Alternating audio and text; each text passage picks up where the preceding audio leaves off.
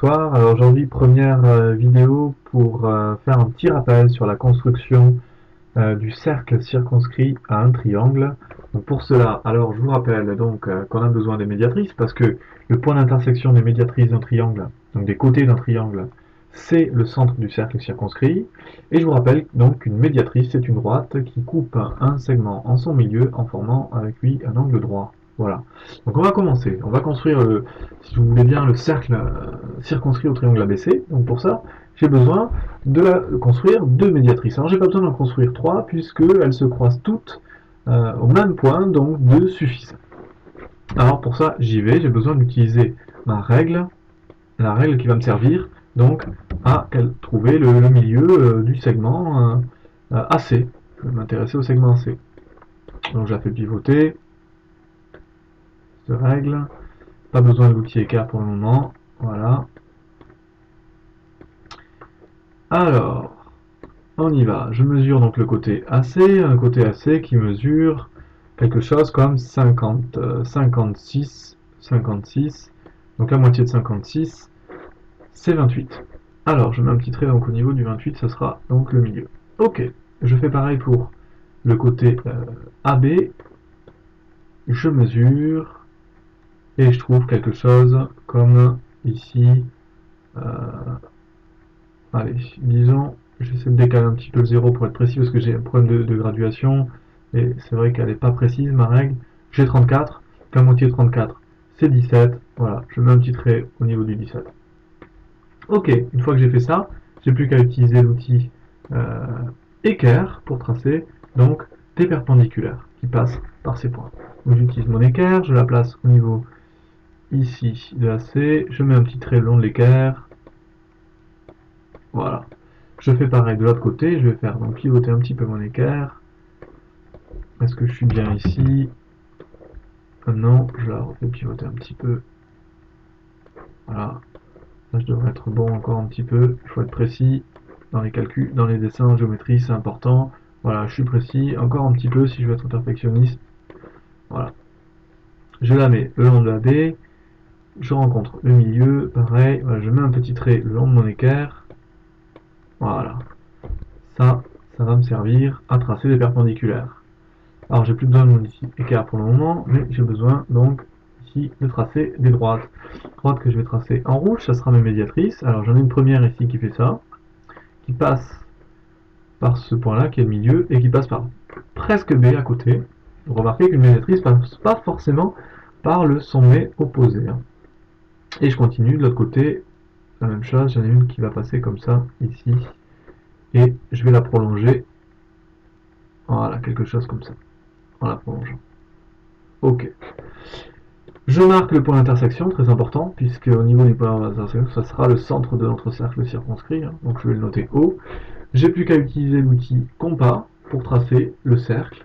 Cercle qui va donc avoir pour centre le point d'intersection des médiatrices, O, et pour rayon, eh ben c'est simple, je prends la distance OA. De toute façon, les distances OA, OB et OC sont les mêmes par définition des médiatrices, puisque le point A, la distance OA et la distance OB sont les mêmes, puisque le point O est sur la médiatrice de AB. Et ça sera la même chose pour la médiatrice donc de BC, etc. Donc regardez, je fais tourner mon compas et ça doit passer par chacun des milieux du triangle, c'est parfait. Mon dessin est à peu près précis, ça passe bien par A, B et C. Voilà la construction du premier cercle circonscrit. On va s'intéresser maintenant au deuxième triangle, un triangle qui est rectangle en E, et vous allez voir là c'est intéressant, c'est d'ailleurs le but du chapitre, puisque c'est le lien entre cercle circonscrit et triangle rectangle. Vous allez voir ce qui se passe, quelque chose d'important. Alors je vais construire les médiatrices de EF et de EG, donc je vais allonger ma règle voilà, pour qu'elle soit sur le segment EF. Je vais prendre le milieu, comme j'ai fait tout à l'heure, la même opération. Alors j'ai à peu près 40, je mets un petit trait au niveau du point aussi que j'ai 20. Voilà, quelque chose. Je prends mon 20 ici, voilà. Je vais faire pareil de l'autre côté, je vais faire pivoter ma règle pour marquer le milieu du segment EG. Alors j'ai quelque chose comme ça.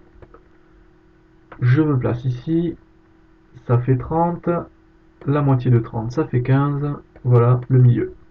J'ai plus qu'à utiliser une autre fois l'équerre que je vais faire pivoter pour avoir des angles droits. On commence par en haut, le segment EF, je me place sur EF, je marque d'un petit trait comme tout à l'heure pour tracer la perpendiculaire, je fais pareil sur EG, et j'aurai fini. Alors, je me mets ici sur EG, j'ai l'écart qui est déjà bien placé, j'utilise l'autre morceau, voilà, parfait. J'ai fini avec l'outil équerre, j'ai plus qu'à tracer des droites que je vais faire en rouge, ce sera les médiatrices de EF ici, je la trace, elle passe voilà, parfaitement par le milieu, médiatrice de EG, ici avec le bout que j'ai utilisé, voilà, parfait.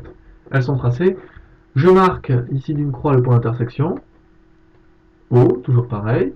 Alors vous allez remarquer une chose, alors déjà je peux remettre les codages, donc la distance ici qui est la même puisqu'elle passe par le milieu, et quelque chose, il y a des angles droits, et une chose très intéressante là, que vous remarquerez, c'est que le point O est à l'intersection des deux médiatrices, mais il se trouve aussi sur le segment GF. Alors et comme la dernière médiatrice, donc celle justement du côté GF, elle est sur GF forcément, et elle passe par le milieu de GF, le point O, forcément, c'est donc un des points qui appartiendra à la troisième médiatrice, et c'est du coup le milieu de GF, puisqu'elle n'aura qu'un de points qui va passer par la troisième médiatrice de GF et qui est sur GF. C'est le milieu.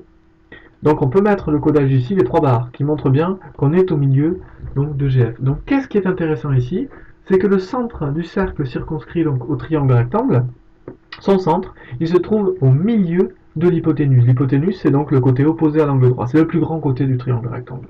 Alors regardez, j'utilise maintenant le compas pour tracer le cercle. Je me plante au point O, le milieu de l'hypoténuse. Je prends l'écartement qui convient. Ici, je me place jusqu'au point E. J'essaie d'être le plus précis possible. J'ai plus qu'à tourner ici, regardez. Et hop, je passe bien au point E, au point E, au point F, au point G. Et voilà, le cercle circonscrit au triangle rectangle EFG. Alors la chose très importante, hein, c'est que du coup le centre est au milieu, est placé exactement au milieu de l'hypoténuse. L'hypoténuse est donc un diamètre de ce cercle, et le rayon de ce cercle, c'est la moitié donc de la longueur de l'hypoténuse. C'est aussi équivalent à la longueur ici que je peux tracer de la médiane EO, la médiane issue du sommet E. Regardez que je vais tracer en bleu, puisque E est un point du cercle, O est le centre, EO est donc un rayon, elle mesure donc la moitié aussi de l'hypoténuse, donc on peut rajouter ici le codage avec 3 barres. C'est la même longueur. Donc c'est très très important ici. Propriété très importante, dans un triangle rectangle, le centre du cercle circonscrit donc se trace en partant du milieu de l'hypoténuse. Voilà. Bon, j'espère que vous avez bien suivi et que vous êtes capable de refaire ça maintenant tout seul chez vous. Entraînez-vous. Bon courage. Au revoir.